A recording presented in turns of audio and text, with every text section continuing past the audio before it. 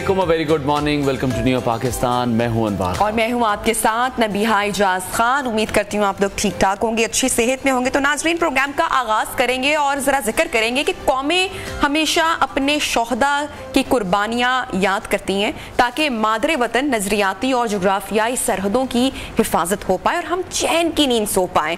पाकिस्तान बनने से लेकर आज तक फौजी जवानों ने वतन पर अपनी जान वारी है और अब शोहदाए पाकिस्तान की कुर्बानियों को खैराज तहसीन पेश करने का फैसला किया गया है, जिसके तहत 25 मई को यौम तकरीम शोहदाए पाकिस्तान मनाया जाएगा। और इस दिन को मनाने का मकसद ये है कि जो शोहदा की लाजवाल कुर्बानियां हैं उनकी याद को ताज़ा किया जाए और कौम को ये पैगाम भी दिया जाए कि शोहदा, उनकी फैमिलीज और यादगारों का एहतराम हम पर फ़र्ज भी है और ये हर पाकिस्तानी का फ़ख्र भी है। इस रोज़ मुल्क भर में शोहदा के इसाले सवाब के लिए कुरान ख़वानी की जाएगी, दुआओं का एहतमाम किया जाएगा, जबकि अफ़वाज पाकिस्तान, पुलिस और जो दीगर कानून नाफिज करने वाले इदारे हैं उनकी यादगार शोहदा पर सलामी भी दी जाएगी। बिल्कुल, GHQ, एयर हेडक्वार्टर्स और दीगर मुताद्दिद यादगार शोहदा पर तकरीबात होंगी, जबकि सूबाई दारुल खिलाफा, आज़ाद कश्मीर, गिलगित बल्तिस्तान में भी यादगार शोहदा पर भी तकरीबात की जाएंगी। बहरहाल इस पर गुफ्तगू होगी मजीद भी। अभी नजर डालेंगे इन प्रोग्राम टॉप स्टोरीज पर।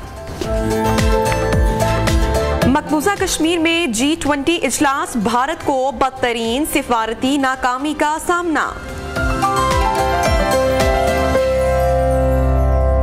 25 मई यौम तकरीम शोहदा, सानिया 9 मई के खिलाफ कौमी असम्बली में करारदाद मंजूर। ऑडियो लीक्स तहकीकात भी सुप्रीम कोर्ट में चैलेंज, PTI को एक और झटका। और गर्मियों में अपनी स्किन का ख्याल रखना भी बेहद ज़रूरी है। आज के प्रोग्राम में स्किन केयर के हवाले से भी डिस्कशन शामिल करेंगे। तो नाज़रीन, प्रोग्राम का बाकायदा आगाज करते हैं और 9 मई यौम सियाहता, ये पाकिस्तान की तारीख का एक अनहोनाक दिन था। ऐसे में सिपाही इमरान शहीद की बेटी के दिल दहला देने के जज्बात सामने आए और शहीद इमरान की बेटी का ये कहना है कि मैं अपने बाबा को क्या जवाब दूंगी, जिन लोगों के लिए वो शहीद हुए वो आपकी तस्वीरों को जलाते हैं। जब आप लोग ही मुल्क का साथ नहीं देंगे तो ये वतन तबाह हो जाएगा। अनवर, काफी जज्बाती स्टेटमेंट के सामने आई है, क्योंकि जो वाकयात 9 मई को पेश आए हैं, जिस तरह का रिएक्शन वहां पर हमने देखा लोगों की जानिब से, जो शोहदा की जो यादगारें मौजूद थी, जो उनके स्टैचूज मौजूद थे, जिस तरह से उन्हें तोड़ा गया है, उन्हें जलाया गया है, तो ये एक रिएक्शन हम देख रहे हैं कि अब सामने आ रहा है शहीदों की फैमिली की जानिब से कि जिन लोगों के लिए शहीद हुए, जिन लोगों के लिए कुर्बानियां दी, उन्होंने आपकी यादगारों के साथ क्या किया है। तो उधर army chief general Asim Munir ने फौजी तनसीबात, यादगारों और शोहदा की हुर्मतों पर हमलों को इंतहाई अफसोसनाक करार दिया और कहा कि ये तमाम अमर नाकाबिले बर्दाश्त हैं। आर्मी चीफ ने 25 मई को यौम तकरीम शोहदाए पाकिस्तान मनाने का ऐलान किया है और ये कहा है कि हर सिपाही तासुबात और इम्तियाजात से बालातर होकर अपने फ़राइज़ इत्तेहाद की ज़ामिन होती है। बिल्कुल, दूसरी जानिब 9 मई के जो वाक़यात हैं उसके खिलाफ कौमी असम्बली में करारदाद मंजूर की गई है और करारदाद में कहा गया है कि 9 मई को दिल दहला देने वाले शर्मनाक वाक़यात पेश आए और मुलव्विस अनासर के खिलाफ मौजूदा कवानीन के तहत कार्रवाई की जाए। एक तरफ तो इमरान खान अपनी गिरफ्तारी का जो 80% खदशा है वो जाहिर कर रहे हैं, तो साथ ही साथ गिरफ्तारी की सूरत में आवाम से वो अपील भी कर चुके हैं कि अगर मेरी गिरफ्तारी होती है तो उस सूरत में कारकुनान एहतजाज करें और साथ हुकूमत पर इल्जाम लगाया कि वो बदअमनी को तहरीक इंसाफ के खिलाफ क्रैकडाउन के लिए इस्तेमाल करेंगे। इसी पर मजीद बात करेंगे। Senior anchor person analyst Mansoor Ali Khan हमारे साथ इस वक्त इन कॉन्वर्सेशन है। Mansoor, thank you so much, आपने ज्वाइन किया। इमरान खान के 4 साल दौरे हुकूमत का जिक्र करते हैं, जो इख्तियार उनको मैसर था वो तो किसी और को नहीं था। ऑपोजिशन सारी जेल में है, मस्बत रिपोर्टिंग का दौर था। क्या समझते हैं आप इमरान खान से कब, कहां और क्या क्या सियासी गलतियां हुई जो आज उनके लिए और उनकी पार्टी ज़ेर अताब है? में इमरान खान साहब से जो सबसे बड़ी गलती हुई वो ये थी कि इमरान खान साहब ने अपनी स्ट्रेंथ को जो है वो गलत इवेल्युएट किया। इमरान खान साहब ये समझते थे कि जनाब वो एक इनकलाब का मूवमेंट आ गया है, और अब मैं जिस मर्जी के खिलाफ बोलूं, मैं जिस मर्जी के खिलाफ जो मर्जी कहूं, आपको पता है कि इमरान खान साहब की तारीख में जो है वो इल्जामात लगाना जो है वो एक बड़ी मामूल सी बात है, लेकिन वो इस मरतबा ये समझ रहे थे कि मेरे पास जितना बड़े मेरे जलसे हो रहे हैं, जितना क्राउड मेरे साथ आ गया है, मुझे अब कोई हाथ नहीं लगा सकता, मैं किसी के ऊपर भी कोई इल्जाम लगा सकता हूं, मैं किसी को भी कोई कुछ कह सकता हूं, मुझे कोई टच नहीं कर सकता, मुझे गिरफ्तार नहीं किया जा सकता। इससे पहले भी जब उनकी गिरफ्तारी की अटेम्प्ट्स होती थी, एक ह्यूमन शील्ड जो है वो सामने आ जाती थी, औरतें, बच्चे, बुजुर्ग सबको जो है वो बुला लिया जाता था, अब ज़मान पाक पहुंचो, ज़मान पाक पहुंचो। तो इस मरतबा भी मेरे ख्याल में वो यही समझे कि आई एम अनटचेबल और मेरी मर्जी, मैं जिसकी मर्जी बारे में जो कुछ भी कहूँ।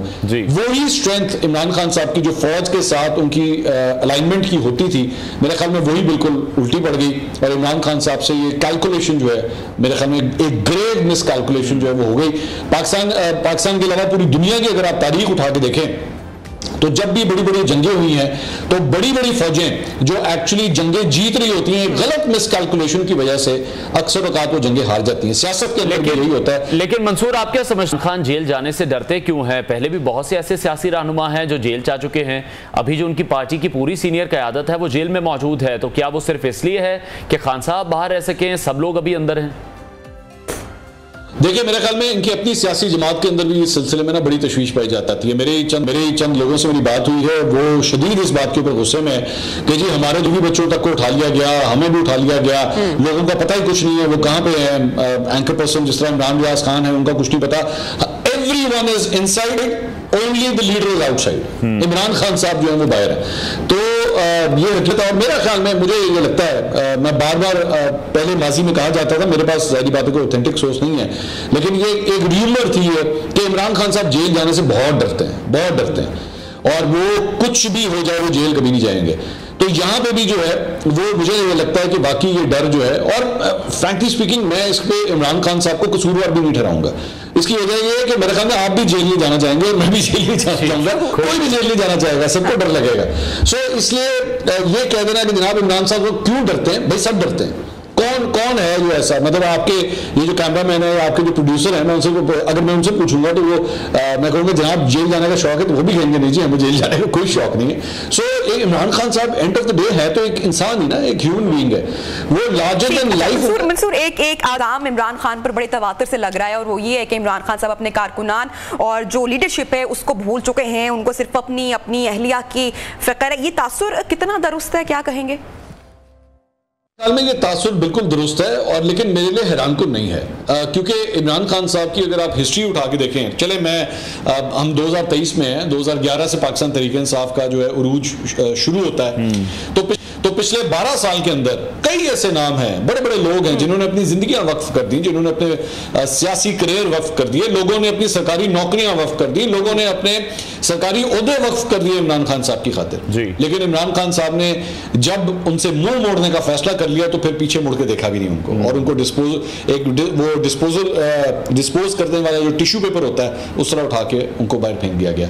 लेकिन फिर यही इमरान खान साहब है कि जिसको एक जमाने में एक डिस्पोज ऑफ करने वाला टिश्यू पेपर समझा जाता था, उसी को बुला लिया, उसी को जिसको पंजाब का सबसे बड़ा डाकू कहते थे उसी को लाके पार्टी का अपना सदर बना दिया। अब आप अंदाजा करें कि एक जमाने में जावेद हाशमी साहब इस पार्टी के सदर हुआ करते थे, और उसके बाद अल्टीमेटली अब आपने ऐसे शख्स को एक पार्टी का सदर बना दिया जिसको आप पंजाब का सबसे बड़ा डाकू कहते थे। तो ये इमरान खान साहब की मंसूर, कहा यह जाता है कि उनमें दीगर की ख्वाहिश थी कि जिन हाथों ने बुत को तराशा था वही उसको पाश पाश करें।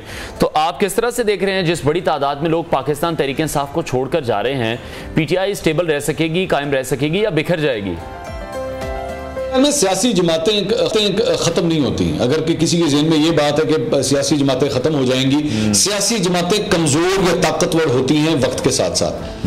यही मुस्लिम लीग नून, जब परवेज मुशर्रफ साहब का दौर आया था तो तब भी यही लोग कहते थे कि जनाब नून लीग खत्म हो जाएगी, नहीं हुई। नून लीग वापस आई, 2013 के अंदर उन्होंने इलेक्शन जीता, 5 साल उन्होंने हुकूमत की, जो भी टसल वगैरह हुई कुछ भी हुई। यही शेख रशीद साहब, यही सब लोग जो है 2017-2018 में कहते थे शरीफ खानदान खत्म, नून लीग आज के बाद जो है पाकिस्तान के पोलिटिकल सीन में आपको कोई नजर नहीं आएगी, लेकिन हुआ आज इस मुल्क का वजीर आजम जो है उसका ताल्लुक मुस्लिम लीग नून से ही है। सो इसी तरह अगर मैं इसको बिल्कुल एक रिवर्स ऑर्डर में दूसरी तरफ देखूं पाकिस्तान तहरीक-ए-इंसाफ के हवाले से, तो आज बेशक लोग यही समझ रहे होंगे कि पाकिस्तान तहरीक-ए-इंसाफ खत्म हो जाएगी। मैं नहीं समझता, कमजोर होगी, इंजर्ड होगी, जख्मी होगी, लेकिन खत्म नहीं होगी। क्योंकि मेरा ख्याल में अगर एक सियासी जमात जब बनती है, मतलब फॉर एग्जांपल पाकिस्तान पीपल्स पार्टी की एग्जांपल आप उठा के देख लीजिए, जुल्फ़िकार अली भुट्टो को फांसी दे दी गई, लेकिन इसके बावजूद 1988 में आके मोहतरमा बेनज़ीर भुट्टो ने फिर भी आके हुकूमत बनाई। तो अगर इमरान खान साहब, अल्लाह उनको लंबी जिंदगी दे, ऑब्वियसली मैं हमेशा तमाम सियासी रहनुमाओं के लिए दुआई करता हूं, तो अगर वो इसी तरह जिंदा रहे और इसी तरह आगे चलते रहे तो हो सकता है आज से कई सालों के बाद, या बताइएगा अभी भी ऐसे लोग मौजूद हैं जो कि इमरान खान साहब को दोबारा इक़्तिदार में लाना चाहते हैं और उसके लिए संजीदा कोशिशें भी की जा रही हैं? मेरे ख्याल में सिस्टम में बिल्कुल ऐसे लोग मौजूद हैं जो इमरान खान साहब को वापस इक़्तिदार में देखना चाहते हैं, लेकिन क्या वो कर सकते हैं अब ये या नहीं, ये मेरे ख्याल में आता है। 9 मई से पहले मेरे ख्याल में कहानी बिल्कुल डिफरेंट थी। वो तमाम प्लेयर्स बहुत ज्यादा एक्टिव थे, वो अपना किरदार भी अदा कर रहे थे, लेकिन 9 मई के बाद वो तमाम किरदार जो हैं वो अपने कोने खुदरों में जाके कहीं पे छुप गए हैं। क्योंकि कहना तो नहीं चाहिए, मुझे बुरा लग रहा है बात कहते हुए, लेकिन जिस तरह एक रेडियो एक्टिव मटीरियल होता है ना, जिससे आप हाथ लगाने से एक्चुअली भागते हैं कि इसके करीब भी नहीं जाना, और अक्सर न्यूक्लियर फैसिलिटीज के अंदर भी ये कहा जाता है कि जनाब आप इस तापकारी मवाद के करीब ना जाएं वरना आपको जानी नुकसान हो सकता है। तो इमरान खान साहब इस वक्त मेरी नज़र में, या उनकी जमात इस वक्त मेरी नज़र में बिल्कुल वैसे ही एक तापकारी मवाद जो है बन गई है, जिसे सियासी कारकुन, सियासी रहनुमा अपने आप को दूर से दूर जो है वो करना चाहते हैं। तो मैं जिस तरह मैंने पहले बात कही थी, ये वक्त के साथ साथ होता है, वक्त तब्दील भी हो जाता है, कुछ पता नहीं आज से कुछ अरसे के बाद जो है ये सब कुछ जो है वो तब्दील हो जाए, दोबारा लोग जो है वो पीटीआई में जाना शुरू हो जाए। लेकिन ऑब्वियसली इस वक्त मेरे ख्याल में ये कहा जा सकता है, ये गलत ठीक है। मंसूर, मौजूदा हुकूमत की कारकर्दगी हम बात करें तो आपको लगता है कि अगर इन्हें 1 साल मजीद भी मिल जाए इलेक्शंस के लिए, तो क्या है पाकिस्तान तहरीक-ए-इंसाफ का मुकाबला 1 साल बाद भी कर सकेंगे?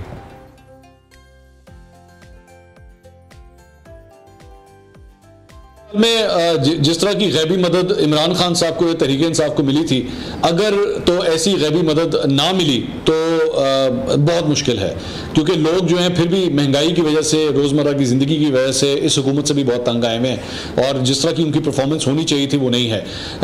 अगर तो नून लीग अपने आप को जिसे कहते हैं ना बड़ा पहलवान बनाने की कोशिश करे, या ये कहे कि जनाब देखें हम लोग कितनी ज़बरदस्त सियासी तौर पर हम जिंदा हैं, तो शायद उसकी वजह यह है कि आपके जो अपोजिट पहलवान था वो जख्मी हुआ हुआ है, ये वजह है इसकी। लेकिन आप ये नहीं कह सकते कि जनाब इसके अंदर जो है बड़ी जबरदस्त ताकत आ गई है, ऐसी कोई बात है। इनकी परफॉर्मेंस पिछले 1 साल के अंदर जो है वो बताने के लायक नहीं है, कोई भी ऐसी खुशाइन बात नहीं है। आज इकोनॉमी के हवाले से अगर आप देख लें तो ओपन मार्केट में डॉलर आज भी जो है वो 300 से ऊपर इस वक्त ट्रेड हो रहा है। स्टॉक मार्केट पिछले 2 दिन से जो है वो नीचे गिरती जा रही है, और अभी तक IMF की डील जो है वो कहीं आपको नजर नहीं आ रही। महंगाई जो है वो 40% से ऊपर रिकॉर्ड हो रही है, तो ये कोई ऐसे नंबर्स नहीं है। बहुत शुक्रिया। Senior anchor person analyst Mansoor Ali Khan हमारे साथ इन कॉन्वर्सेशन थे। ब्रेक लेते हैं, ब्रेक के बाद आपको दोबारा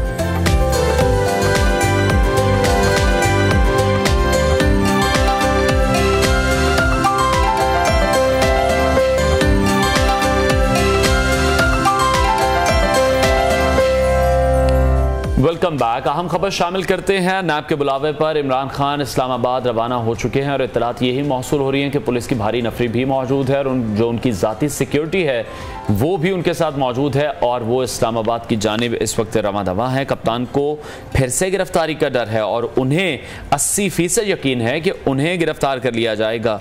चेयरमैन तहरीक-ए-इंसाफ इमरान खान ने कहा है कि कारकुन अगर वो दोबारा गिरफ्तार कर लिए जाते हैं तो उस पर बिल्कुल भी हंगामा आराई न करें। इमरान खान इस्तेदाद दहशतगर्दी की अदालत में भी पेश होंगे। डिटेल्स जानेंगे, हमारे न्यूज रिपोर्टर इस वक्त यहाँ पर मौजूद हैं मोहम्मद उवैस। जी उवैस, क्या डिटेल्स हैं, शेयर कीजिए हमारे साथ। जी बिल्कुल, देखें इमरान खान क्योंकि लाहौर से सुबह सवेरे ही रवाना हो चुके थे, अब से कुछ देर बाद ही साबिक वज़ीर-ए-आज़म इमरान खान जो है इस्लामाबाद की इंसदाद दहशतगर्दी अदालत पेश होंगे, जहाँ पर उनके 8 मुकदमात मुख्तलिफ थाना जात में दर्ज हैं। उस हवाले से उनकी अबूरी ज़मानत जो है वो आज 23 मई तक थी, उसमें ज़मानत में तोसीक के लिए अदालतों में पेश होंगे। इसके अलावा सबसे अहम, क्योंकि आज इमरान खान जो है वो नैब मेलोडी रावलपिंडी ऑफिस पेश होंगे, क्योंकि बरतानी क्राइम एजेंसी एजेंसी की जानिब से 190 मिलियन पाउंड्स की जो तहकीकात थी और उसके बाद उस रकम की पाकिस्तान में गैर कानूनी मुंतकिली के हवाले से तहकीकात जो थी वो अब इंक्वायरी से इन्वेस्टिगेशन में तब्दील हो चुकी थी, जिस पर इमरान खान को गिरफ्तार भी किया था। इससे कब 3 मार्च को इमरान खान को नोटिस भेजा गया था, लेकिन इमरान खान की जानिब से नैब को जवाब न दिया गया। उसके बाद इमरान खान को दोबारा 18 मई को तलब किया गया, लेकिन इमरान खान तब भी पेश न हुए, जिसके बाद इमरान खान को आज 23 मई को दोबारा तलब किया गया है। और उस हवाले से नैब की जानिब से यह भी कहा गया है कि अगर इमरान खान नैब के सामने पेश ना हुए, उन्होंने सवालात के जवाबात ना दिए तो संगीन नताइज होंगे। इससे कल 20 सवालों पर मुश्तमिल जो सवालनामा था वो भी इमरान खान को अरसाल किया गया था। उसके अलावा नैब की जानिब से ताज़ा नोटिस जारी किया गया, उसमें इमरान खान की तमाम तर जो एहसासात की तफसीलात हैं वो भी तलब की गई हैं। अब नैब 1992 से इमरान खान के जो तमाम तर एहसासात हैं उसकी तफसीलात का जायजा लेगा। इसके अलावा इमरान खान के जो रिश्तेदार हैं या इमरान खान के ज़ेर असर कफालत जो रिश्तेदार हैं या अहले खाना है उनकी तफसीलात भी तलब की गई हैं। इसके अलावा जो ट्रांजैक्शंस की गई उसकी तफसीलात, इसके अलावा ट्रस्ट डीड जो है वो भी तलब की गई है। आज तमाम तर जो सवालात हैं इमरान खान के सामने रखेंगे। इमरान खान के वकला को सिर्फ नैब ऑफिस के गेट तक आने की इजाज़त होगी। इमरान खान आज जॉइंट इन्वेस्टिगेशन टीम के सामने पेश होंगे। कंबाइंड इन्वेस्टिगेशन टीम जो है इमरान खान से सवाल जवाब करेगी। जी ठीक है, अवैस बताइएगा, पाकिस्तान तहरीक इंसाफ के कोई रहनुमा यहाँ पर आए हों, कारकुनान यहाँ पर आए हों? पहले भी हमने देखा जब भी खान साहब आते थे पेशी पर बहुत ज्यादा क्राउड यहाँ पर मौजूद होता था। हाँ जी बिल्कुल, आज तो यहाँ पर क्योंकि नैब के इतराफ में खारदार तारे लगाकर मुकम्मल तौर पर जो दोनों इतराफ की सड़कें उनको मुकम्मल तौर पर सील कर दिया गया है। पुलिस, एफसी और रेंजर्स की भारी नफरी जो है वो यहाँ पर तैनात कर दी गई है, जबकि जो राब्ता सड़कें हैं वहाँ पर भी कंक्रीट के ब्लॉक रखकर मुकम्मल तौर पर सील कर दिया। अभी तक तो यहाँ पर ना कोई पाकिस्तान तहरीक इंसाफ का रहनुमा है और ना ही पाकिस्तान तहरीक इंसाफ का कोई कारकुन यहाँ पर मौजूद है, क्योंकि इस्लामाबाद में तो 44 का निफाज भी है। किसी भी किस्म के जलसे जुलूस एहतजाज की इजाज़त कतन किसी सूरत नहीं दी जा सकती। इंतजामिया की जानिब से ये वाज़ेह अहकामात जारी किए गए थे। अगर यहाँ पर कारकुनान आते हैं उनकी जानिब से एहतजाज करने की कोशिश की जाती है तो कैदी वैन्स यहाँ पर मौजूद हैं, फिल फोर कारकुनान को गिरफ्तार किया जाएगा। यहाँ पर अगर मुकामी क़यादत की बात करें तो मुकामी क़यादत क्योंकि मुख्तलिफ मुकदमात में पुलिस को मतलूब है या फिर जो क़यादत है वो अडेला जेल में कैद है, यहाँ पर कोई भी इस वक्त पाकिस्तान तहरीक इंसाफ का जो मेन लीडरशिप है या रहनुमा यहाँ पर मौजूद नहीं है। सिर्फ वही जो रहनुमा होंगे जो इमरान खान के साथ आएंगे। अगर इमरान खान के साथ वो रहनुमा आते हैं जो कि इस्लामाबाद पुलिस को मुख्तलिफ मुकदमात में मतलूब है तो उनकी गिरफ्तारी भी अमल में लाई जा सकती है। जी ठीक है, बहुत बहुत शुक्रिया मोहम्मद उबैस, आप हमें अपडेट कर रहे थे। आगे बढ़ते हैं प्रोग्राम में। नाज़रीन, खबर है कि भारत की इंतहा पसंद सियासी जमात बीजेपी G20 इजलास कश्मीर के मुतनाज़े इलाके में मुनक़िद करके मकबूजा कश्मीर की हैसियत को अपने हक में देखने की ख्वाहिशमंद थी और भारत की इस ख्वाहिश पर ज़रब उस वक्त पड़ी जब चीन ने इस इजलास में शिरकत करने से इनकार किया। बीजिंग भारतीय रियासत अरुणाचल प्रदेश को न सिर्फ तिब्बत का हिस्सा समझता है बल्कि वो कश्मीर को भी एक मुतनाज़े इलाके करार दे चुका है इससे पहले। बिल्कुल, इस हवाले से चीनी वज़ारत खारजा के तर्जुमान वांग वेनविन ने इंतहाई सख्त बयान में कहा कि चीन एक मुतनाज़ा इलाके में G20 की किसी भी तरह की मीटिंग के इनेकाद की पूरी तरह मुखालफत करता है और वो इस तरह की किसी भी मीटिंग में शिरकत नहीं करेगा। लेकिन घमंडी और बदतमीज मेजबान भारत को यक्के बाद दीगरे मजीद सिफारती पसपाई का सामना उस वक्त करना पड़ा जब हमने देखा कि सऊदी अरब, तुर्किया, मिस्र और इंडोनेशिया की जानिब से भी G20 इजलास कश्मीर में मुनक्किद होने की वजह से शिरकत ना करने का फैसला सामने आया। इस्लामी ताउन तंजीम ने भी इस पर मजम्मती बयान जारी किया और अक़वाम मुत्तहिदा के अक़लियती उमूर के खुसूसी नुमाइंदे की जानिब से भी एक गैर मामूली बयान में कहा गया कि मकबूजा जम्मू कश्मीर में G20 के इजलास के इनेकाद के जो भारतीय इक़दाम है उसका बुनियादी मकसद जम्मू कश्मीर पर जो भारत की जानिब से कब्जा किया गया है उसको जायज करार देना। बिल्कुल, भारत के इस मुतनाज़े इक़दाम की मजम्मत करते हुए मकबूजा कश्मीर और आज़ाद कश्मीर में मुकम्मल हड़ताल की गई और हुकूमत पाकिस्तान ने श्रीनगर में इस इजलास के इनेकाद पर एतराज़ करते हुए कहा है कि जम्मू कश्मीर एक मुतनाज़े इलाका है और भारत वहाँ इजलास मुनक़िद करके जम्मू कश्मीर की बैनुल अक़वामी मुतनाज़े हैसियत को ख़त्म करना चाहता है। बिलावल भुट्टो ज़रदारी आज़ाद कश्मीर पहुंचे और कानून साज असम्बली से अपने खिताब में कहा कि पाकिस्तान 5 अगस्त के इक़दाम को मुस्तरद करता है। मसला कश्मीर तक़सीम हिंद का नामुकम्मल एजेंडा है और आज़ाद कश्मीर से मुताल्लिक भारत के जो जारहाना बयानात हैं वो दुनिया के सामने हैं। 75 साल से कश्मीरी अपने हक से महरूम है और कश्मीरियों की जद्दोजहद में हम उनके साथ मौजूद। पाकिस्तान का लफ्ज़ कश्मीर के बगैर हमेशा से ही नामुकम्मल है। इस हवाले से मज़ीद बात करेंगे। दिफाई तज़ियाकार ब्रिगेडियर रिटायर्ड हारिस नवाज ने हमें ज्वाइन किया है। सर, बहुत शुक्रिया आपके वक्त के लिए। अगर पाकिस्तान आज सियासी अदम इस्तेहकाम का शिकार ना होता, मुआशी दिवालियापन की तरफ हम गामजन नहीं होते, तो आपको लगता है हिंदुस्तान की जानिब से जो G20 इजलास किया गया है इस वक्त कश्मीर के मुतनाज़ा इलाके में, वो ऐसा कर पाता? पाकिस्तान बेहतर सफारतकारी कर पाता? मज़ीद मुल्कों को भी कन्विंस कर पाता इस हवाले से? It's a war of economy. You must know कि जो मुल्क इकोनॉमी के लिहाज से खुद कफील है और बहुत स्ट्रॉन्ग है, दुनिया उधर खिंच के आती है। इसलिए कि जब उन दूसरे ममालिक की इन्वेस्टमेंट होती है, अगर गवादर पोर्ट बन जाता है, यहाँ पर सऊदी अरब भी इन्वेस्टमेंट करता है, चाइना तो कर रहा है, ईरान कर लेता है, फिर उसके बाद रशिया करता है, इधर से यूएई कर लेता है, तो देन वो ममालिक पाकिस्तान को हर वक्त सपोर्ट करेंगे और यही इंडिया में हो रहा है। इसलिए लेकिन फिर भी पाकिस्तान की तो बड़ी सिफारती कामयाबी है कि इस वक्त पाकिस्तान सऊदी अरब ने, मिस्र ने, तुर्किया ने, फिर उसके बाद चाइना ने और इंडोनेशिया ने they refuse to come and they set to the disputed area. इससे इस G20 के इनकाद को बहुत बड़ा झटका लगा है। और साथ से साथ अगर आपने देखा कि कश्मीर के दोनों तरफ, दोनों बॉर्डर्स की तरफ इस वक्त मुकम्मल हड़ताल है और रैली निकल रही है, इंडिया के खिलाफ नारे लग रहे हैं, वहां पर टोटल जो पहिया जाम हड़ताल है और वहाँ टोटल फौज वहां पर खड़ी की हुई है प्रोटेक्शन की। ऐसे में इस पार्टी इजलास का इनकाद करने का क्या फायदा? जब दुनिया को पता चल गया, दुनिया को नजर आ गया कि ये टोटल गार्डेड मुल्क है और आपने पूरे लोगों को, यंग लोगों को अरेस्ट किया हुआ है, उसके बाद कारोबार बंद किया हुआ है, उनके बागात तबाह करके रख दिए हैं, आपने औरतों, बच्चों, बूढ़ों को पैलेट गन से ब्लाइंड कर रहे हैं और घरों में महसूस 14 लाख लोगों को किया हुआ है। 8 कश्मीरियों के ऊपर एक भारतीय फौजी है वहां पर मौजूद है। तो ये दुनिया को सब पता है, जितना मर्जी इंडिया हाइड कर ले। The only thing is they are looking toward other side because they have interest with India. India is a big economic power, वहाँ बहुत बड़ी तजारती मंडी है। फिर वहाँ पर इंडिया को, चाइना, अमेरिका को जरूरत है, चाहे पाकिस्तान के खिलाफ सीपैक के लिए इंडिया को चाहिए प्रॉक्सी, फिर चाइना के खिलाफ चाहिए साउथ चाइना सी में और लद्दाख में उनकी जरूरत है, और जो 2+2 का ग्रुप बनाए। इन वजूहात की वजह से ये प्रॉब्लम है। अदरवाइज हर दुनिया में ह्यूमन राइट्स, इंटरनेशनल, नेशनल, सबको पता है, लेकिन अच्छा ब्रिगेडियर साहब, ये चीन और भारत के दरमियान अरुणाचल प्रदेश का मसला भी मौजूद है। चीन ने पाकिस्तान का साथ भी दिया है, दे रहा है, और फिर हालिया सालों में हमें चाइना से दूर करने की जो इंतहाई और संजीदा अमरीकी कोशिश है, इसको आप किस तरीके से देखते हैं? देखें, आपको अमेरिका ने बड़ा क्लियर कहा है कि जी आप सीपैक से दूर रहें, ना बनाएं, चाइना से दूर रहें, इंडिया से हालात बेहतर करें और एक्सेप्ट कश्मीर। ये बात है जो पाकिस्तान कभी एक्सेप्ट नहीं कर सकता और बहुत उन्होंने कोशिश कर ली।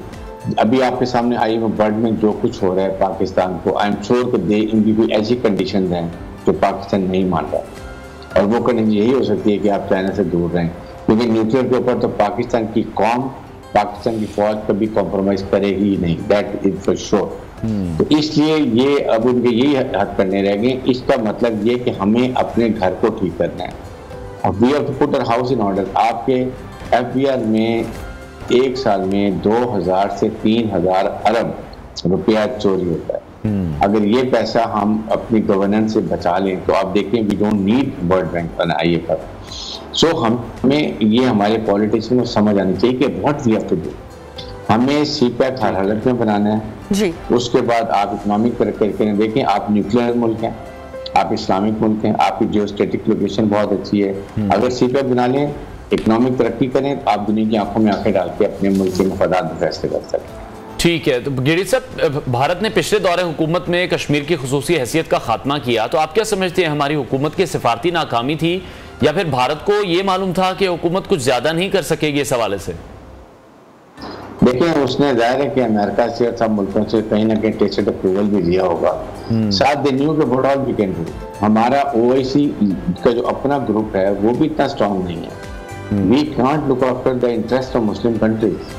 जैसे नेटो बना हुआ, अगर हम इस तरह बना लें, इतना पैसा हमारे इस्लामिक ममालिक के अंदर है, खासतौर मिडिल ईस्ट में, if that money is put towards एक कलेक्टिव एफर्ट के अंदर, जिसमें आप यूनिवर्सिटी, इस्लामिक यूनिवर्सिटी बना लें, आप बैंक बना लें, आप अपने असले की फैक्ट्रियाँ बना लें, आपके पास स्किल मैन पावर है, हमारे जैसे मुल्कों की बहुत ज़्यादा ट्रेन मैन पावर है, वो इस्तेमाल करें तो यू कैन डिक्टेट, जैसे नेटो बना हुआ है, अब we can dictate the world. वो इसी में जो बात जाएगी कलेक्टिवली और वहाँ से यूनाइटेड नेशन में जाएगी, पीपल विल एक्सेप्ट इट। और इस वक्त तो चाइना, आप देखेंगे मिडिल ईस्ट की पॉलिसी चेंज हो रही है, ईरान और सऊदी अरब नजदीक आ रहे हैं, शिया सुन्नी का डिवाइड था वो खत्म हो रहा है। फिर उसके बाद आपके सामने सारी पॉलिसी चेंज हो गई है, अमेरिका से there going toward other side, China, Russia, Central Asia, आप देखें उधर की चीज़ें बन रही हैं। तो इस वक्त पाकिस्तान को भी फायदा उठाना चाहिए। वी हैव टू इंश्योर कि हम किसी ब्लॉक में ना जाएं, but we have to remain incline toward अपने ईस्टर्न ब्लॉक में रशिया और चाइना के, दोनों न्यूक्लियर पावर, दोनों वर्ल्ड पावर। इसलिए ये बहुत अहम है कि हम ये, लेकिन अमेरिका द्वारा हमें इंगेज रहना चाहिए।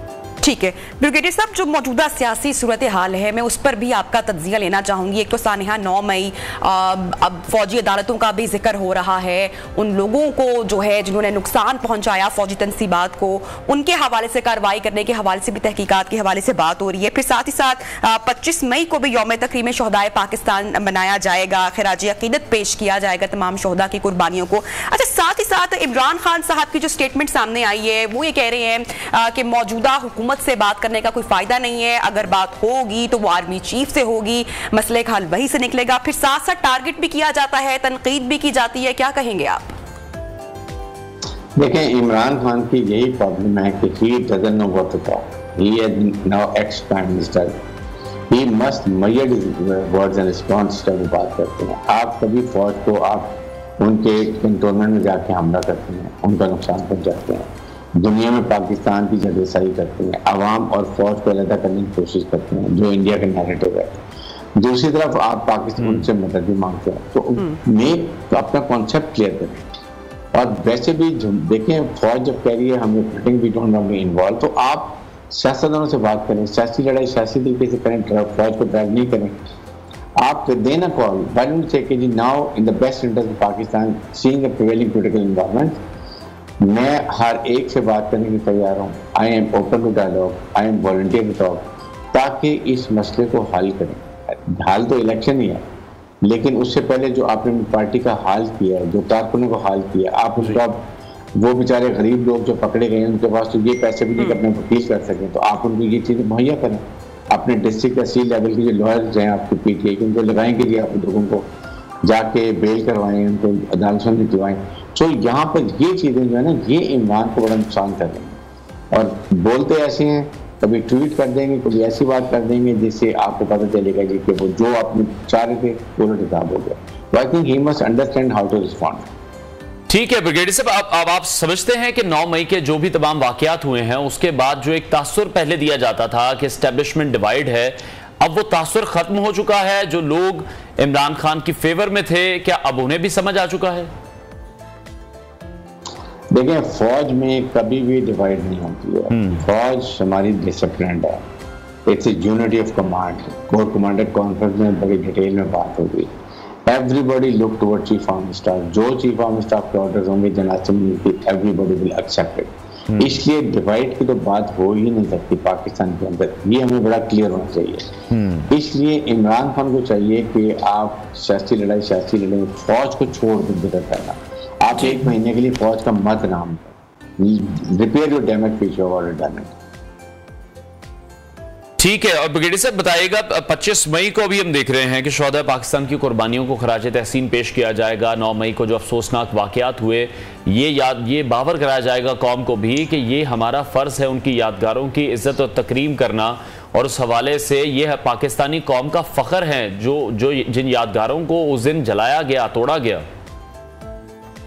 देखें, ये एक बहुत ही अच्छा स्टेप लिया आर्मी ने कि 25 मई को यौम तकरीम शोहदाए पाकिस्तान मना रहे हैं। और आप ये सीखें कि निशाने हैदर, कैप्टन कर्नल शेर, इतना बड़ा एहसास, इतना बहादुर निडर नौजवान, जिसको इंडियन कमांडर ने देखा लड़ते हुए, उसके बाद जिस तरह वो शहीद हुआ, उसकी इतनी इज्जत से बॉडी को पाकिस्तान भिजवाया, उसके पॉकेट में डाल दिया कि ही इज द वन जिसने इतनी नडरती से लड़ा है।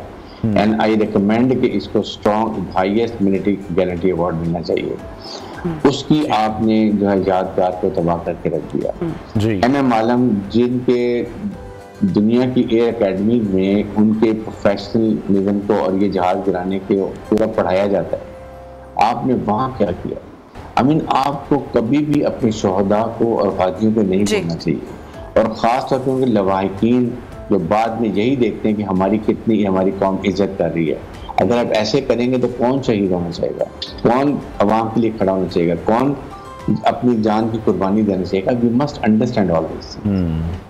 ठीक है। अच्छा, अब ब्रिगेडियर साहब, इस वक्त जो क्रैकडाउन हो रहा है, बहुत सारी गिरफ्तारियां अमल में लाई गई हैं, खासकर सानहा 9 मई के हवाले से, फौजी अदालतों के हवाले से ऐसा लग रहा है कि हुकूमत में भी थोड़ी सी डिवीजन दिखाई दे रही है। आप समझते हैं कि ये दुरुस्त फैसला है, यही होना चाहिए? देखें, बात यह है कि जो तो बहुत सीरियस किस्म के इन्वॉल्व हैं प्लानर्स और एग्जीक्यूटर्स इश्तिहाल अंगेजी में, उनको सिलेक्टिव को पाकिस्तान आर्मी एक्ट के तहत सजा देनी, very selective, I repeat very selective. लेकिन बाकी लोगों को सिविल कोर्ट में करें और उसमें से 70-80% को छोड़ देना चाहिए। वो बच्चे बच्चियां जंग, उसके बाद वो औरतें जिनके एक दो छोटे बच्चे हैं जो खड़े को दूर से तमाशा भी देख रहे थे, वो भी अगर सीसीटीवी में आगे उनको अरेस्ट किया हुआ है। ठीक है, ये करने की जरूरत नहीं है, ये बहुत ही जुल्म होगा। आप इनको पेरेंट्स को लाएं, उनसे एफिडेविट लें, बच्चों को कहें जी आप नहीं आएंगे, भी नजर नहीं आएंगे, नहीं पॉलिटिक्स में घुसेंगे, पढ़ाई करेंगे। I think that should be attitude of Pakistan. ठीक है, बिल्कुल ब्रिगेडियर साहब, जो भी आपने पॉइंट रेज किया है उसी पर हम बात करना चाहेंगे कि जब भी जियो फेंसिंग होती है तो बहुत से जो बेगुनाह लोग हैं वो भी उसकी जद में हैं। जिस तरह आप ही ने कहा कि अगर कुछ लोग वहां पर मौजूद थे, खड़े थे, वो ये सब होता देख रहे थे, तो असल बात तो यही है कि कहीं किसी बेगुनाह की जिंदगी तबाह ना हो जाए। बहुत से हमने देखा जो सहाफ़ी वहां पर मौजूद थे, कैमरामैन मौजूद थे, उनके सिम्स जिनके नाम पर थी उन्हें उठा लिया गया। ये बहुत जरूरी है। सेकंड देखिए, इसमें अब आप जो PMLN की हुकूमत है वो इसको एक्सप्लॉइट कर रहे हैं, क्योंकि दे आर द विनर्स। उनको तो बहुत फायदा हो गया कि वो जुल्म कर रहे हैं, बट मस्ट रियलाइज कि ये पाकिस्तानी है, ये कोई नहीं है, या ये कहीं और से इम्पोर्ट होकर नहीं है। ये पाकिस्तानी लोग हैं, गरीब लोग, जिनके पास तो लीगल वो हायर करने की भी नहीं है साथ। उनको आप इस तरीके से मत करें, उनको बुलाएं, पेरेंट्स एफिडेविट छोड़ दें उनको। बहुत शुक्रिया दिफाई तज़ियाकार ब्रिगेडियर रिटायर्ड हारिस नवाज हमारे साथ इन कॉन्वर्सेशन थे। ब्रेक लेते हैं, ब्रेक के बाद आपको दोबारा ज्वाइन करें, साथ रहिए।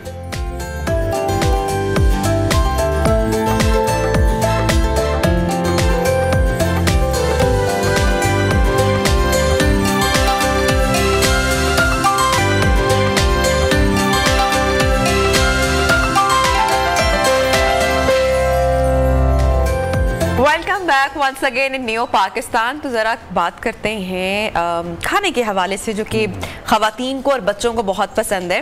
वैसे तो नाज़रीन, आपने बहुत सारी तरह की आइसक्रीम्स खाई होंगी जो ना सिर्फ जायके बल्कि कीमत पे भी अलग अलग तरह की होती हैं, लेकिन क्या आपने कभी ऐसी आइसक्रीम का सुना है जिसका एक स्कूप एक गाड़ी की कीमत के बराबर? क्या बात है, बिल्कुल बिल्कुल, ये मैं भी पहली दफ़ा ही सुन रहा हूँ। तो हम आपको ये बताते चलें कि जापान की आइसक्रीम कंपनी है केलाटो, उन्होंने दुनिया की सबसे महंगी आइसक्रीम बनाने का जो आलमी रिकॉर्ड है वो अपने नाम कर लिया है, जिसमें गिनीज वर्ल्ड रिकॉर्ड्स के मुताबिक इस आइसक्रीम की कीमत 8,73,000 और 400 जापानी यन है। तो इस आइसक्रीम की कीमत इतनी ज्यादा है कि मेरा ख्याल है जो एक इस्तेमाल शुदा गाड़ी है पाकिस्तान में, आप आराम से खरीद सकते हैं। क्या इसमें स्पेशल क्या इंग्रेडिएंट्स हैं जो इस आइसक्रीम को इतना महंगा बना रही है? सिर्फ एक स्कूप इतना महंगा है। बहरहाल Guinness book of world record के मुताबिक इस आइसक्रीम को इतना जो महंगा इसकी कीमत है वो एक खास जूस बनाता है जो कि सिर्फ इटली के इलाके अल्बा में उगाई जाने वाली नायाब सफेद ट्रफल है, जिसकी कीमत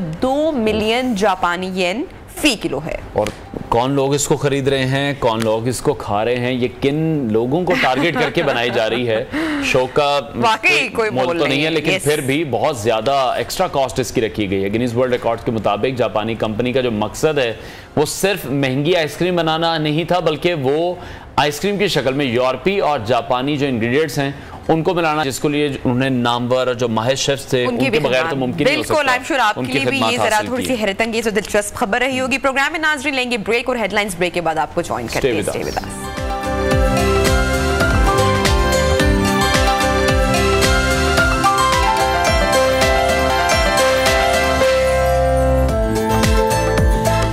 welcome back once again in neo Pakistan. तो नाज़रीन, प्रोग्राम को आगे बढ़ाते हैं और एक तरफ हाई कोर्ट की जानिब से पीटीआई पार्लियामेंटेरियंस के इस्तीफों की मंजूरी के लिए स्पीकर के दोबारा अलग अलग राब्तों और फिर तस्दीक का मामला है और साथ ही साथ हुकूमती हल्के अदालती फैसलों पर शक कर रहे हैं और पंजाब हुकूमत हाई कोर्ट के एक जज के खिलाफ रेफरेंस भेजने का ऐलान भी सामने आया है। ऑडियो लीक्स की तहकीकात पर कमीशन तो हम देख रहे हैं कि बन गया है, लेकिन अब देखना यह है कि कमीशन अपनी गैर जानिबदाराना रिपोर्ट कब तक मुरतब करता है। और उधर इमरान खान ने जुडिशल कमीशन को अदालत में चैलेंज भी कर दिया है और हुकूमत की जानिब से कमीशन के दिफा का भरपूर फैसला भी कर लिया गया है। इस हवाले से परवेज रशीद ये कह रहे हैं कि अदालती कमीशन को चैलेंज करना सिसिलियन माफिया होने का सबूत है। ख्वाजा आसिफ की जानिब से कहा गया है कि जो भी कमीशन तहकीकात करेगा, तहरीक इंसाफ आजकल हुकूमती इक़दामात को मुसलसल अदालतों में चैलेंज करती दिखाई दे रही है और अब हम देख रहे हैं कि आर्टिकल 245 का नफाज भी अदालत में चैलेंज कर दिया गया है। पाकिस्तान तहरीक इंसाफ के चेयरमैन ने पाकिस्तान तहरीक इंसाफ के रहनुमाओं को पाकिस्तान आने से भी रोका है।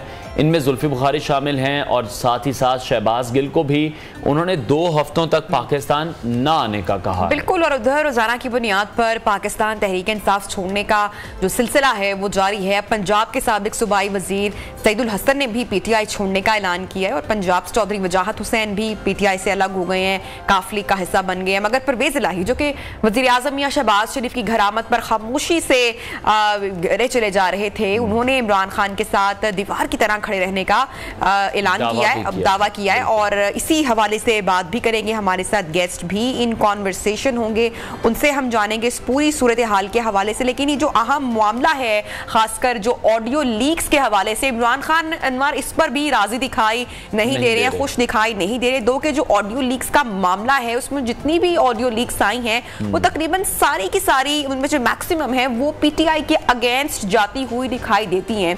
तो उस पर शफाफ अगर तहकीकात होती हैं और जो बेंच तश्कील दिया गया है काजी फाइज ईजा की सरबराही में, जो कि रिपोर्ट भी पेश करेगा विद इन अ मंथ, तो सारे जो हकायक हैं, जो सबूत हैं वो सामने आएंगे, उसकी जो रिपोर्ट है वो सामने आएगी। तो आई थिंक ये पीटीआई के लिए भी एक बेहतर चीज हो सकती है। बिल्कुल, ऑडियो लीक्स की तहकीकात पर जो कमीशन बन चुका है और अब यही वेट किया जा रहा है कि कमीशन अपनी गैर जानिबदाराना रिपोर्ट कब तक मुरतब करता है। खान साहब एक बार फिर से ये जो कमीशन बनाया गया है इसको अदालत में चैलेंज करते दिखाई दे रहे हैं। हुकूमत भी इस कमीशन का भरपूर दिफा कर रही है और कोई भी मौका इस वक्त हुकूमत भी हम देख रहे हैं कि वो ज़ाया नहीं करना चाह रही।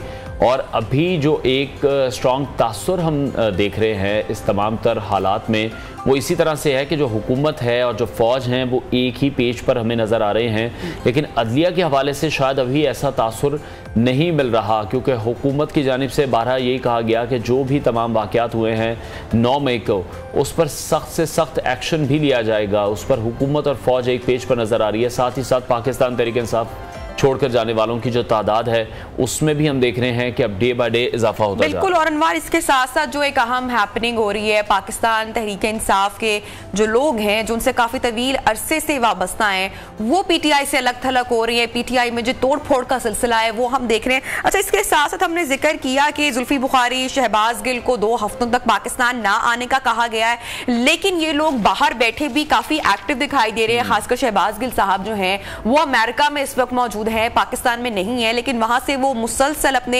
वीलॉग्स बना रहे हैं, इंफॉर्मेशन शेयर कर रहे हैं। खासकर सानिहा 9 मई के हवाले से आज सुबह ही उनका एक पैगाम, उनकी एक वीडियो सामने आई है जिसमें राना सनाउल्लाह साहब और जो ख्वाजा आसिफ हैं उन पर इल्जाम तराशी करते हुए दिखाई दे रहे हैं। इसके अलावा एजेंसीज के हवाले से उन्होंने बात की है और इन तीनों पर वो इल्जाम लगा रहे हैं कि सानिहा 9 मई के पीछे इन 3 जो शख्सियात हैं या जो लोग हैं उनका हाथ है। बहरहाल पूरे मामले पर बात करते हैं। सीनियर एनालिस्ट नज़ीर लगारी साहब ने हमें ज्वाइन किया। नज़ीर साहब, बहुत शुक्रिया आपके वक्त के लिए।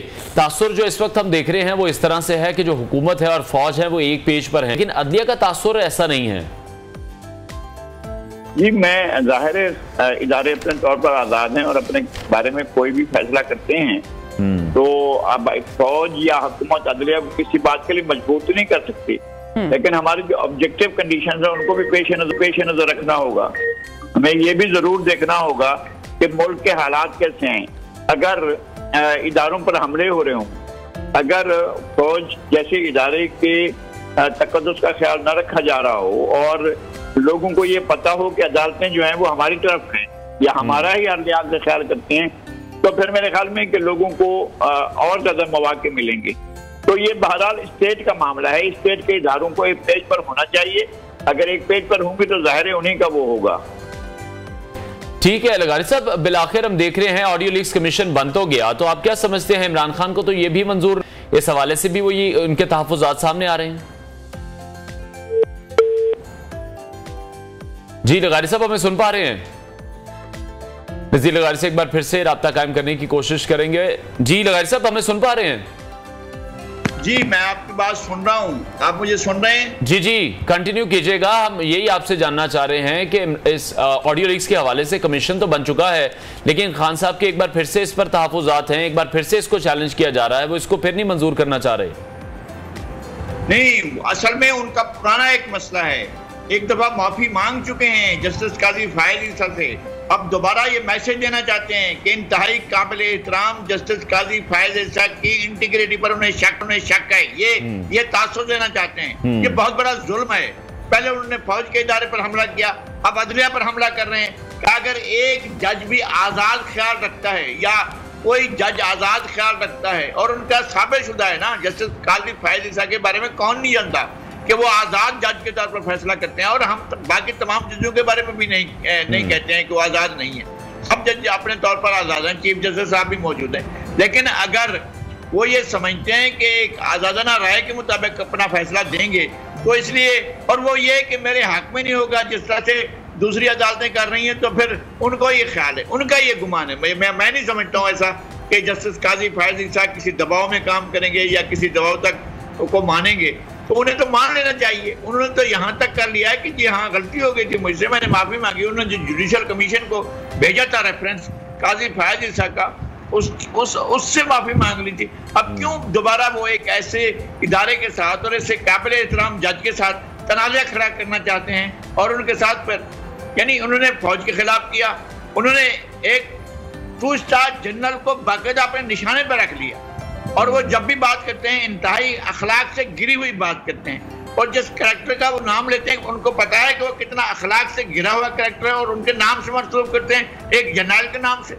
यार उनको किसी चीज की भी समझ नहीं है, वो सियासत से ना बोलते जाएं क्रिकेट खेलें। ठीक है। अच्छा लगाई साहब, ये जो सानिया 9 मई हुआ है, ये आपको लगता है प्रॉपर मंसूबाबंदी के तहत हुआ है? जैसी 1 साल फजा रही, फौज के इदारे के खिलाफ बनाया गया एक पूरा माहौल, उसी का नतीजा भी है 9 मई। लेकिन दूसरी जानब जो शहबाज गिल हैं वो इल्जाम लगा रहे हैं कि राना सनाउल्लाह, ख्वाजा आसिफ जो पाकिस्तान के एजेंसीज हैं वो सानिया 9 मई के पीछे थी। एविडेंस के बगैर ये बात की जा रही है। नहीं, मेरा ख्याल ये है कि क्या ये कहा जाएगा कि राना सनाउल्लाह या जो भी थे वो ये झंडे लेकर इनके आदमियों को उन्होंने कहा कि जाओ जाकर हमला करो? यानी किन चेहरों को नहीं पहचानते आप? एजाज चौधरी साहब की आवाज नहीं पहचानते क्या आप? एजाज चौधरी के और जो मैसेजेस वो हो रहे थे, आवाज के जो ऑडियोज चले हैं वो आपने नहीं सुने। यास्मीन राशिद की बातें आपने सुनी, जो झंडे लेकर हमला कर रहे थे उनको नहीं देखा। जो लोग वहां पर कोर कमांडर हाउस पर अटैक कर रहे हैं, जो जिना हाउस पर अटैक कर रहे हैं, हम उनकी या कोई लोग लाहौर के लोग उनकी शक्ल नहीं जानते, उनको पता नहीं है कि ये पीटीआई के कारकुन है, पीटीआई के झंडा उठाए हुए हैं। क्या ये राना सनाउल्लाह ने किया? और राना सनाउल्लाह इस तरह कर सकते हैं कि उनकी पार्टी में इतना पेनिट्रेट कर जाए कि उनके वर्कर्स को वरगला कर कहें कि जाओ हमला करो? क्या बेतुकी सी बात है। इमरान खान का अपने एक बयान यही है, वो जब एक जनरल नहीं, आर्मी चीफ के बारे में, अभी जो मौजूदा आर्मी चीफ है इनके बारे में, और एक जो हमारे एक बड़े एजेंसी के बड़े अफसर हैं, जनरल हैं, वो उनके बारे में बदअखलाकी की बात करते हैं। तो यार खुदा के वास्ते आप ये इल्जाम भी राना सनाउल्लाह ने एक जुबान ईजाद की है जो इमरान खान के मुंह में डाली है, और वो जुबान जो है वो इस तरह की बातें करती है। क्या बात है ये कौन सी बात है? किस तरह से इसकी लॉजिक है? ठीक है नज़ीर साहब, एक वाकया मैं आपसे शेयर करना चाहूँगा। जब हमने देखा DGISI थे आर्मी चीफ, उस वक्त जब उन्हें हटाया गया था तो ये कहा गया था कि बुशरा बीबी और फराह घोगी के हवाले से जो उन्होंने करप्शन के सबूत दिखाए थे उस पर खान साहब ने उन्हें हटाया था। इस हवाले से फैसल वाबदा ने भी कहा कि बात बिल्कुल इसी तरह थी। शहबाज शरीफ की जानिब से भी स्टेटमेंट सामने आई और उन्होंने कहा कि करप्शन के सबूत दिखाए गए, तो मौजूदा आर्मी चीफ जब वो DGISI के ओहदे पर तैनात थे तो खान साहब ने उन्हें हटाया था। लेकिन खान साहब इस हवाले से लाताल्लुकी का इजहार कर रहे हैं। वो कह रहे हैं मुझे कोई सबूत नहीं दिखाए गए, ना ही मैंने उन्हें बताओ DGISI हटाया था। पहली बात तो ये है कि इमरान खान साहब, ये बात तो आपको, मुझे, हर आदमी को मालूम थी ना कि जो आपके साथ हमारी बहन बैठी हैं, साथी एंकर बैठी हैं, इनको भी पता था, इन्होंने भी ये बात सुनी थी ना, ये उस वक्त सुनी थी जब ये बात आई थी, तो खान साहब उस वक्त तरदीद करते थे। अब तो दो ही फरीक हैं, एक इमरान खान है वो मुकर गए कि ऐसी कोई बात नहीं है, दूसरे जो हैं वो आर्मी चीफ हैं, और वो अगर कागजात लेकर गए या उनके साथ कोई अफसर थे वो कागजात लेकर गए थे और जाकर दिखाए तो वो बता सकते हैं। हम किसी को मजबूर नहीं कर सकते कि जनाब हमें जरूर बताएं, लेकिन सवाल ये है कि अगर ऐसी बात थी, राही का पहाड़ खड़ा किया गया, तो इमरान खान उसी वक्त बता सकते थे, उस वक्त तो वजीर आजम थे, भाई मेरे इन्हें हटाने से कोई ताल्लुक नहीं है। वो बाकायदा जिद की उन्होंने। असल मसला ये है, आपको समझ में मैं समझाने की बात ये अर्ज कर रहा हूं कि उन्होंने जिद की कि जब ऐलान किया गया ISPR की तरफ से कि हमने ये फैसला हुआ है कि जनरल फैज को पेशावर का कोर कमांडर बनाया जाएगा। लेकिन लगाई साहब आप नहीं समझते हैं कि इमरान खान साहब एक दोबारा से एक नैरेटिव या बयानिया बिल्ड कर रहे हैं। वो ये कह रहे हैं कि उन्होंने ये बरतरफी नहीं की थी, उन्होंने नहीं हटाया था और उसकी वजह से फिर जो कुछ हुआ उनके दौरे हुकूमत में, जिस तरह से खान साहब गए, वो ये कह रहे हैं कि ये इस वजह से हुआ। आप इस पर क्या समझते हैं? खान साहब इस पर भी दोबारा से एक नैरेटिव बिल्ड करके सियासत कर रहे हैं? इसे हो नहीं सकेगा ना, ये तो ये बयान बन ही नहीं सकता है। सवाल ये है कि जनरल आसिम मुनीर की जगह पर DGI से कौन आए थे? सबको पता है कि जनरल फैज आए थे। फिर जनरल फैज को जब हटाने की बात की गई तो अड़ गए थे ना, उन्होंने जनरल GHQ की बात मानने से इनकार कर दिया था और कहा था कि नहीं, इनको अभी रहने दें, अभी चार्ज ना छोड़े, बात जनरल नदीम अंजुम तो अपना चार्ज छोड़कर कोर कमांडर कराची का वो यहाँ आ चुके थे, लेकिन ये चार्ज नहीं दे रहे थे, इसलिए कि मना कर दिया था इमरान खान ने कि नहीं जनरल फैज चार्ज नहीं छोड़ेंगे। तो इससे क्या साबित होता है? इससे कौन सी चीज साबित होती है? ये बात तो साबित होती है ना कि वो जनरल फैज के अलावा ना तो जनरल आसिम मुनीर को देखना चाहते थे और ना ही ना जनरल नदीम अंजुम को देखना चाहते थे। ये बात सामने है ना, साफ है, बिल्कुल 2 और 2 4 वाली बात है ना। इससे क्या नैरेटिव बनेगा? कौन सी चीज ऐसी बन जाएगी जिससे इमरान खान साहब को फायदा होगा? अब भी ये माकूलियत का रास्ता अख्तियार करें और माने कि मैंने गलतियां की हैं, माने कि मैंने ऐवान की सबसे बड़ी पार्टी के अरकान से इस्तीफे दिलाकर अपने लिए घड़े खोदे हैं, माने कि उन्होंने 2 हुकूमत तोड़कर अपने ही रास्ते को खोटा किया है, अपनी मंजिल को खोटा किया है, अपनी ही गलतियां की हैं। बिल्कुल। और नजीर साहब, हम ये देख रहे हैं कि इमरान खान के जो नजदीकी लोग थे जिनमें फैसल वावडा हैं, उनकी एक रिसेंट स्टेटमेंट है जिसमें वो ये कहते दिखाई दे रहे हैं कि जब इमरान खान वजीर आजम थे तो उन्होंने उस वक्त के DGI जनरल आसिम मुनीर को ईमानदारी से काम करने पर बरतरफ कर दिया था और इसके साथ साथ इमरान खान ने जनरल आसिम मुनीर को सेनेट को मैनेज करने का कहा था, लेकिन वो भी जनरल आसिम मुनीर की जानिब से मना किया गया था। नहीं, जाहिर है कि लेकिन फैसल वाडा जो कह रहे हैं, एक तो वो अंदर के आदमी थे। पहली बात यह कि इब्तिदा से ही उन्होंने इमरान खान साहब के साथ तो उन्होंने नहीं छोड़ने का ऐलान किया, बल्कि उनकी उन लोगों से जो हमेशा महाजारा ही चाहते थे उनके साथ, ये शहबाज गुल जैसे लोग, क्या इनका वो कहता स्टेक क्या था? पाकिस्तान में कौन सा स्टेक था जो सींग अड़ाते फिर रहे थे हर जगह पर, जो जाकर कभी जो है वो जाकर शेर के कछार में चले जाते हैं और कहते हैं कि देखें हमने शेर को मजाक बना लिया है। तो भाई ऐसा नहीं करते हैं, आपको अपने लिए स्पेस तो देखना होता है ना। ये जाकर इतनी लंबी जुबान निकाल कर इतनी लंबी बातें करते थे शहबाज गिल, वो कहाँ हैं? मेरे ख्याल में वो लगाई साहब, आप ये समझते हैं कि जो इमरान खान साहब के जो करीबी लोग हैं या जो उनके पार्टी के लोग हैं वही आने वाले दिनों में उनके गले का फंदा बन सकते हैं? जिस तरह के फैसल वाडा की कल रात की स्टेटमेंट देखी, सामने रख रहे हैं, और उसके अलावा लॉन्ग मार्च से पहले भी उन्होंने स्टेटमेंट रखी थी कि खूनी मार्च होगा। आप समझते हैं कि और उनके जो करीबी लोग हैं, जो पार्टी के लोग हैं, तोड़ फोड़ का सिलसिला इस वक्त भी जारी है, कोई बड़ा इंकशाफ हो सकता है आने वाले दिनों में, मजीद इस तरह का सिलसिला जारी रहेगा? इमरान खान के सबसे बड़े अंदरूनी दुश्मन इमरान खान हैं। अच्छा। और बाकी साथी हैं, कोलैबोरेटर हैं, अपने लिए अपना बंदा तैयार करने वाले खुद इमरान खान हैं। अपने लिए सबसे बड़ी मुसीबत खुद इमरान खान है, वो खुद अपने लिए एक बड़ी मुसीबत है। वो कभी भी नहीं सोच समझ कर सियासत करते और सियासत उनका काम नहीं है। मैंने इसीलिए तो कहा है कि जाएं क्रिकेट खेलें या जाकर क्रिकेट कंट्रोल बोर्ड में जाकर दरखास्त दें कि जी हमें भी कुछ जगह बैठने की दें। नहीं था इनका काम सियासत में। जनरल हमीद गुल की गलती थी, जनरल शुजा पाशा की गलती थी, जनरल जहीरुल इस्लाम की गलती थी, जनरल फैज की गलती थी, उन्होंने इस सियासत में लेकर आए और हमारे फौज के गले में एक मुसीबत डाली। जाहिर है अब वो खुल गए हैं। 9 मई को उनका सारे का सारा जो किरदार था वो सामने आ गया।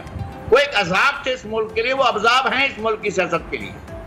ठीक है लगारी साहब, अभी हम ये देख रहे हैं कि जो एक नैरेटिव बिल्ड किया गया था साबिक चीफ जस्टिस हाकिम निसार की जानिब से, जब खान साहब को सादिक और अमीन करार दिया गया, लेकिन अभी हम देख रहे हैं कि जो करप्शन केसेस हैं वो इमरान खान पर भी सामने आ रहे हैं, बुशरा बीबी पर भी आ रहे हैं, फराह घोगी पर भी आ रहे हैं, इमरान खान की बहनों के हवाले से भी बात हो रही है।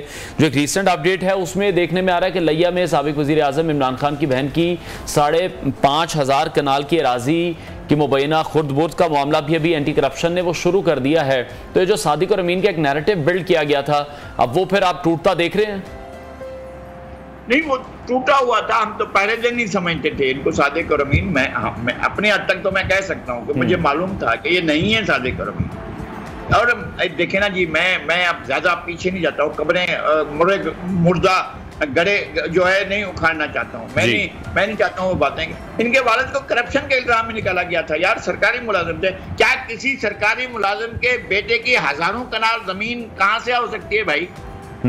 हमने भी जॉब की है, हमें भी तनख्वाहें मिलती रही है, मैं तो किराए के घर में रहता हूँ भाई। ये क्या बात हुई कि वहाँ 5,000 कनाल जमीन है, वहाँ उनके 60 अरब रुपए पड़े हैं, वहाँ उनके जो है वो उन्होंने अंडों का कारोबार किया और उसमें इतना फायदा हो गया कि उनके पास अरबों रुपए की जायदादें आ गई। ये क्या चीज है? देखिए, ये इस तरह से रॉन्ग प्ले से, फाउल प्ले से आप खिलाड़ी नहीं बन सकते।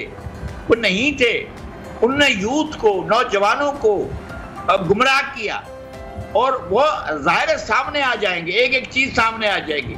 9 मई के हमलों ने लोगों की आंखें खोल दी हैं। आपने देखा है, आवाज लगाकर करें आओ चलो जीएच की चलो, जो गनीम की जगह है, दुश्मन की जगह है, दुश्मन रहा रहते हैं। लेकिन फिर वो बयानिया कहा गया कि हम गुलामी नहीं करेंगे। फिर अमरीकी रुकने कांग्रेस से भी जो खान साहब की जो गुफ्तगू सामने आई वो भी सुनी, तो साफ ऐसा लग रहा है कि इमरान खान साहब को अमरीका से भारी मदद हासिल है, इससे पहले किसी ऑपोजिशन को हासिल नहीं थी। तो ऐसा क्या है इस कहानी में कि जो ये सब कुछ हो रहा है? फिर ज़ल्मे खलीलजाद भी ट्विटर पर इतना एक्टिव है, आर्मी चीफ के खिलाफ उनको टारगेट कर रहे हैं।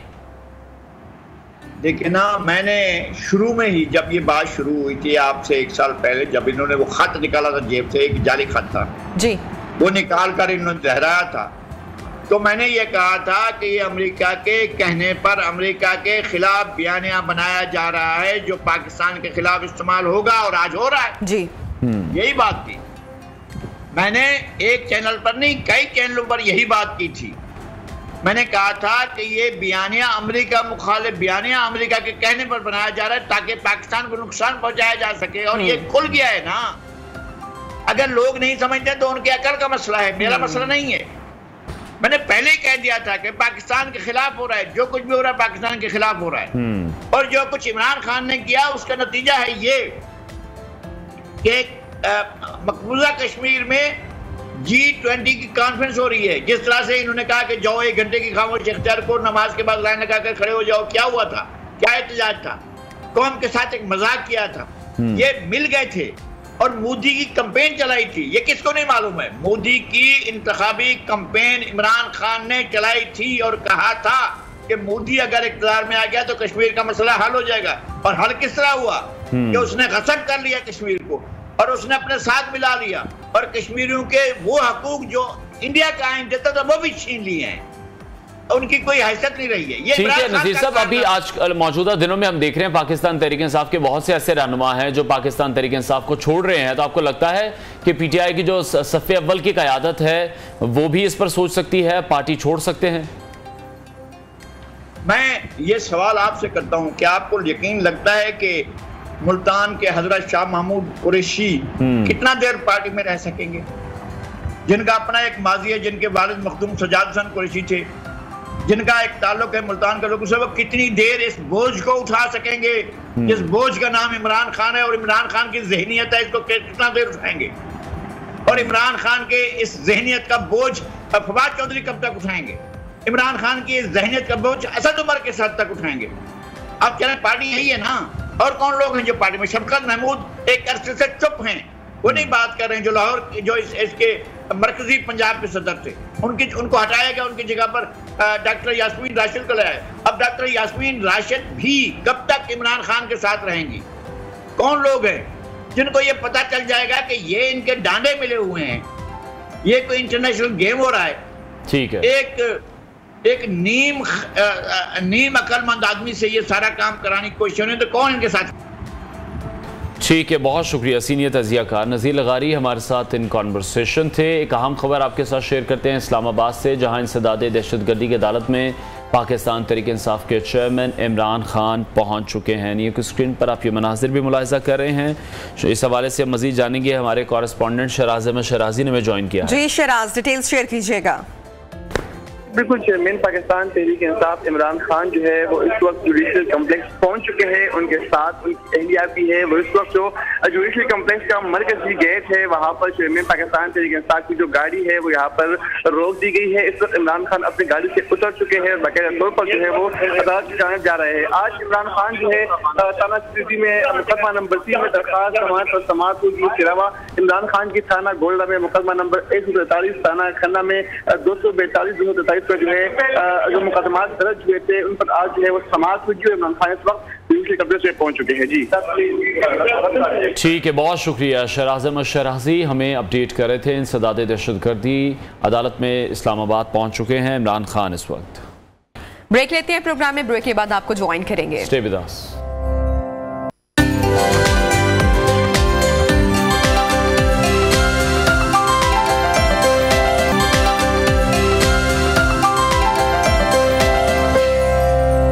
Welcome back. एक बार फिर से बात करेंगे G20 इजलास से मुताल्लिक, और हमें ज्वाइन किया है इस वक्त कमर जमान कायरा साहब ने, मुशीर बराए उमूर कश्मीर और गिलगित बल्तिस्तान है, उनसे इस हवाले से मजीद बात करेंगे। कायरा साहब, बहुत शुक्रिया आपके वक्त के लिए। चीन, सऊदी अरब और तुर्की ने शिरकत नहीं की इस इजलास में, तो इससे इजलास के कामयाब होने का जो तासुर है वो तो कायम नहीं हो रहा। पाकिस्तान ने दूसरे ममालिक को भी रोकने की कोई सिफारती कोशिश की है, और साथ ही साथ बिलावल भुट्टो जरदारी साहब के जो कल की स्टेटमेंट है वो भी बहुत इंपॉर्टेंट है।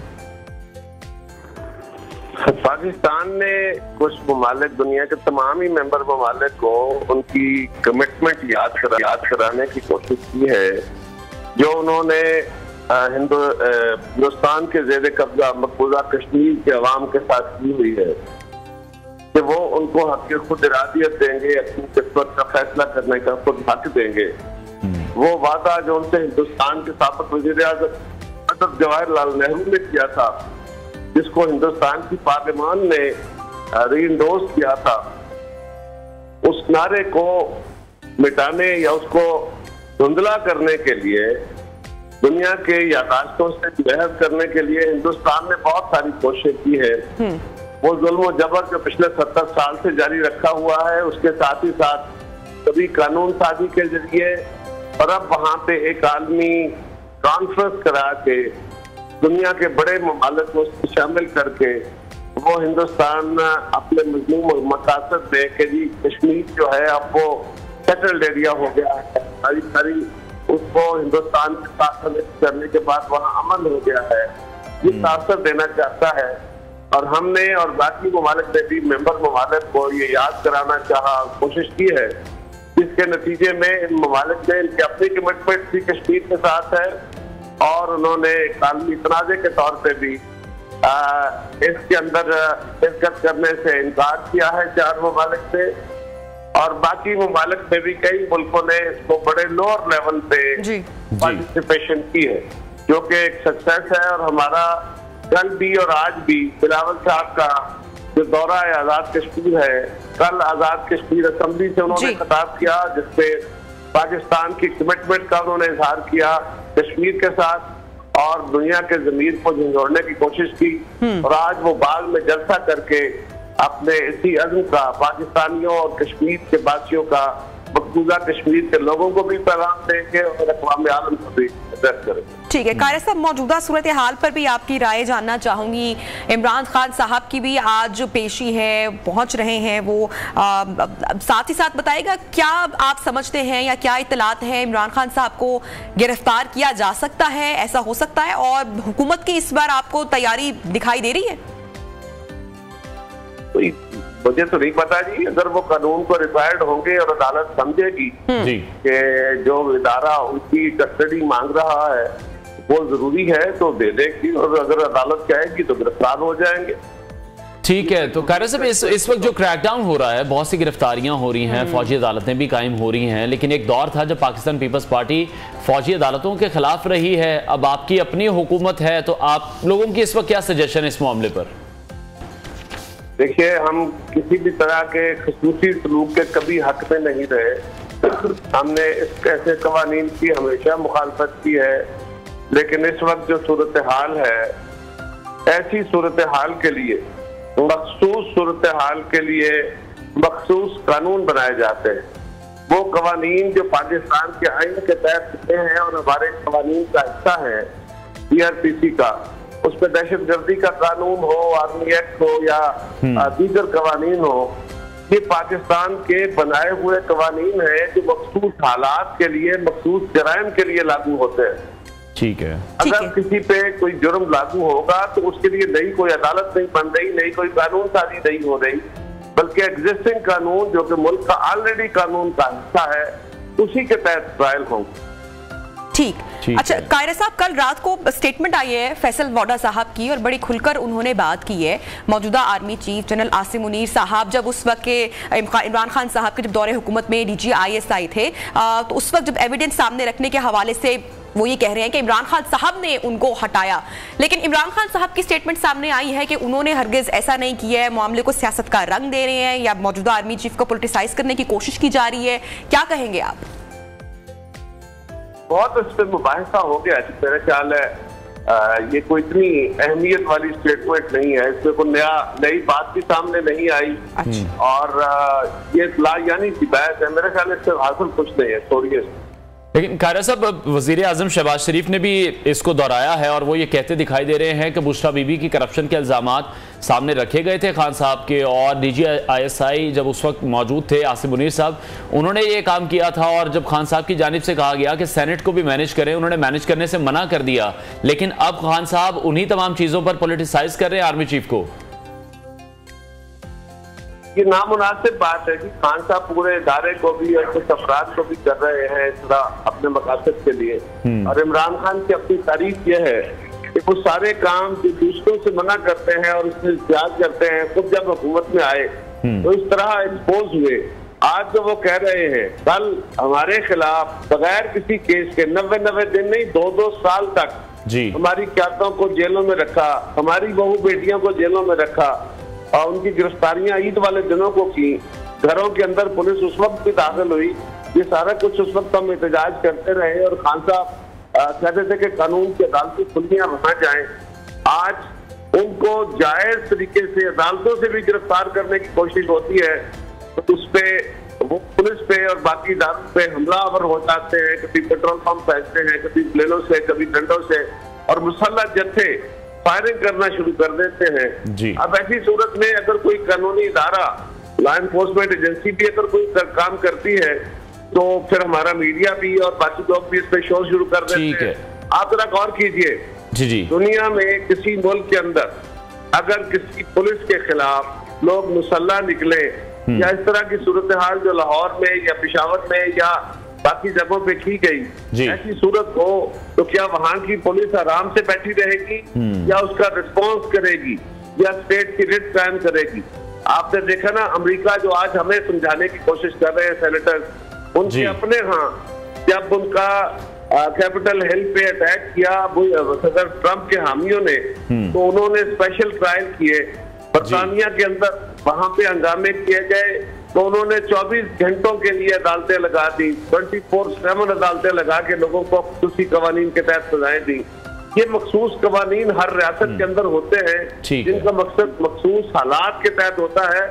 खान साहब उसका इस्तेमाल करते रहे, हम ऐसा कुछ नहीं करेंगे। ठीक हो गया, बहुत शुक्रिया। पाकिस्तान पीपल्स पार्टी के रहनुमा कमर जमान कायरा हमारे साथ थे, आपका बहुत शुक्रिया। एक अहम खबर शामिल करेंगे अल कादिर ट्रस्ट केस से मुताल्लिक, जहां इस वक्त हम ये देख रहे हैं कि एहतसाब अदालत इस्लामाबाद ने बुशरा बीबी की जमानत कबल-अज़ गिरफ्तारी की दरख्वास्त मंजूर कर ली है और एहतसाब अदालत के जज मोहम्मद बशीर ने 5 लाख रुपए के मुचल्लकों की दरख्वास्त जमानत मंजूर की है। एहतसाब अदालत इस्लामाबाद के जज मोहम्मद बशीर की जानिब से दरख्वास्त जमानत मंजूर कर ली गई है। एहतसाब अदालत इस्लामाबाद ने बुशरा बीबी की जमानत कबल गिरफ्तारी की दरख्वास्त मंजूर कर ली। अलकादिर ट्रस्ट केस के हवाले से अपडेट आप तक पहुंचा रहे हैं। एहतसाब अदालत इस्लामाबाद की जानिब से बुशरा बीबी की जमानत कबल गिरफ्तारी की दरख्वास्त मंजूरी की इतलात सामने आ रही हैं और एहतसाब अदालत के जज मोहम्मद बशीर ने 5 लाख रुपए के मचलकों की दरख्वास्त जमानत मंजूर की है। अहम डिटेल्स आपके साथ शेयर कर रहे हैं। अलकादिर ट्रस्ट केस के हवाले से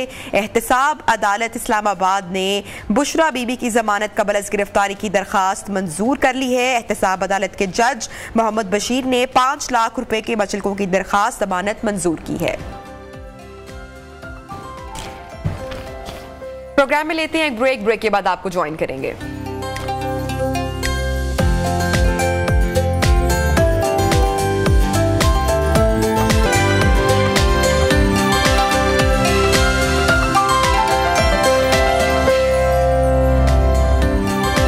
welcome back once again in new Pakistan. और जैसा कि मई का एंड चल रहा है और अगला महीना जून का आने वाला है और जून जो है पाकिस्तान में गर्मी की शिद्दत होती है जो 3-4 महीने रहते हैं, तो गर्मी का मौसम इतना ज़्यादा होता है हमारे यहाँ कि हर कोई शख्स अपनी गर्मी को भगाता है नहाकर, पानी में जाकर। लेकिन आज कुछ फैक्ट्स हैं जो कि हम आपके साथ शेयर करेंगे। बार बार नहाकर गर्मी भगाने की कोशिश तो की जाती है, लेकिन अगर आप अपना ज़्यादातर टाइम पानी में गुजारते हैं और दिन में 4 से 5 मरतबा नहाते हैं गर्मी भगाने के लिए, तो इसके थोड़े से नुकसानात आपको झेलना पड़ सकते हैं। बिल्कुल। और हम ये देख रहे हैं कि जहां लोग गर्मी भगाने के लिए नहाते हैं वहां कुछ लोग, बहुत से लोग ऐसे भी मौजूद हैं जो अपनी पर्सनल हाइजीन को बहुत ज़्यादा बेहतर रखने के लिए नहाते हैं। तो जो रिसर्च है इसमें हम ये देख रहे हैं कि ऐसा करना आपके लिए ख़तरनाक भी हो सकता है, क्योंकि सेहतमंद जिल्द पर एक ऑयल की एक लेयर होती है और उसमें अच्छे बैक्टीरियाज मौजूद होते हैं। और जब आप नहा रहे होते हैं, आप किसी भी सोप का इस्तेमाल करते हैं, किसी भी लिक्विड का इस्तेमाल करते हैं, तो वो जो लिक्विड है, कोई सोप है, वो उस लिंक कर देता है। तो यही वजह है कि जो तिब्बी माहिरीन हैं वो ये कह रहे हैं कि गर्मियों में भी एक बार ही जो आप शावर अगर लेते हैं तो वो इनफ है। स्टोरी का अगर थोड़ा सा डिटेल जायजा भी लिया जाए तो पानी उतना शायद नुकसानदेह नहीं है, लेकिन जो हम शैम्पूज और जो सोप्स यूज करते हैं वो केमिकल के साथ होते हैं। और जितना हम केमिकल अपने बालों पर और फेस पर और स्किन पर यूज करेंगे वो हमारी स्किन को, जिस लेयर का आपने जिक्र किया, उसको स्लाइटली या माइल्ड डैमेज तो डेफिनेटली करेगा। तो अगर आप शावर लेते भी हैं तो कोशिश करनी चाहिए कि हम शैम्पूज का या सोप का इस्तेमाल नहीं करें। और यही रिकमेंडेड है कि जो खवातीन है, अक्सर जब बहुत सारे लोगों का हेयर फॉल भी होता है तो यही कहा जाता है कि शैम्पू जो है वो कम से कम 2 दिन का गैप रखा जाए, क्योंकि केमिकल आपके बालों को नुकसान पहुंचाता है। बिल्कुल। और अगर स्किन को आपने अच्छा रखना है तो फिर जो स्किन से अच्छे बैक्टीरियाज हैं वो खत्म ना हो, तो नहाने से इंसान की जो स्किन है वो ड्राई हो जाती है, रूखी हो जाती है, जिसके ज़रिए जो जल्द में बैक्टीरिया है वो आसानी से दाखिल हो जाता है। ये जो रिसेंट रिसर्च सामने आ रही है ये हम वो आपके साथ शेयर कर रहे हैं। तो ये जो बैक्टीरिया है जल्द में इन्फेक्शन का सबब भी बन जाता है और ये जो तमाम अमल है ये जिस्म के मसामों को खोल देता है, जिससे आपको जो मुतअद्दिद वायरसेस हैं उसका सामना करने की। अच्छा, इसमें डिफरेंट कंडीशंस भी हैं। जिस तरह से अनवार बहुत सारे लोग ऐसे हैं जो कि सुबह फॉर एग्जांपल ऑफिस जाते वक्त, कॉलेज यूनिवर्सिटी जाते वक्त शावर लेते होंगे, लेकिन इस तरह जो ट्रांसपोर्ट पे जाते हैं या जो लोग बाइक पे जाते हैं, तो हमारे यहाँ की गर्मी, धूल, ऐसे में आपको अपनी सफाई का ख्याल रखना ही है। या वो बहुत सारे लोग जो कि गर्मी के इस मौसम में जिम करते हैं, एक्सरसाइज करते हैं, पसीने का अखराज होता है, तो इन सूरतों में ऐसा हरगिज नहीं है कि आप शावर नहीं लेंगे, बल्कि यकीनी तौर पर अपनी सफाई का ख्याल रखना है। हाँ, केमिकल से आपने अपने आप को बचा के रखना है, अपने स्किन को, अपने फेस को एक्सेसिव यूज नहीं करना। एग्जैक्टली। बहरहाल ये तो कुछ फैक्ट्स थे, एक रिसर्च थी, हमने आपके साथ शेयर की। मुलाकात, प्रोग्राम का वक्त खत्म हुआ है। अपना बहुत सारा ख्याल रखिए। अल्लाह हाफिज।